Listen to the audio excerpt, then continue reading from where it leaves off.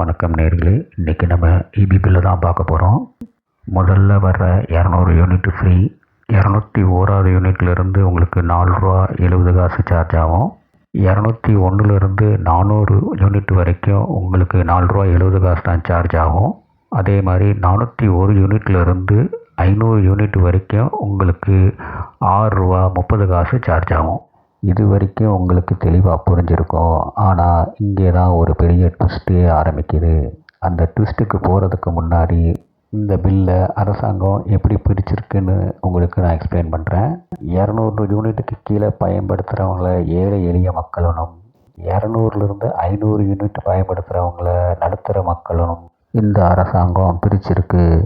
சரி, இனிமேல் ட்விஸ்ட்டுக்கு போவோம். ட்விஸ்ட்டுக்கு ரெடியாக இருங்க. இந்த 500 யூனிட்டுக்கு மேல் பயன்படுத்துகிற மக்களுக்கு 200 யூனிட் இலவசம் கிடையாது, 100 யூனிட் தான் இலவசம். இது எந்த பத்திரிகையிலும் தெளிவாக போடவே இல்லை. அதுதான் இங்கே நடக்கிற குழப்பத்துக்கு முக்கியமான காரணம். வீட்டில் ஏசி பயன்படுத்துகிறவங்க எல்லாருமே 200 யூனிட் ஃப்ரீ தானே அப்படின்னு சொல்லி ஏசியை அதிகமாக யூட்டிலைஸ் பண்ணிட்டாங்க. நிறைய பேருக்கு ஒரே ஆச்சரியம் என்னென்னா, இவ்வளோ பவர் கட் ஆகியும் இவ்வளோ கரண்ட் பில்லு வந்திருக்கேன்றது தான் எல்லாருக்குமே ஒரு பெரிய ஷாக்காக இருந்தது. அப்போ கரண்ட்டு கட்டே இல்லாமல் இருந்திருந்தால் எவ்வளோ கரண்ட் பில்லு வந்திருக்கும்னு நீங்கள் நினச்சி பாருங்கள். நான் இந்த வீடியோவை ஒரு விழிப்புணர்வுக்காக தான் போட்டிருக்கேன்.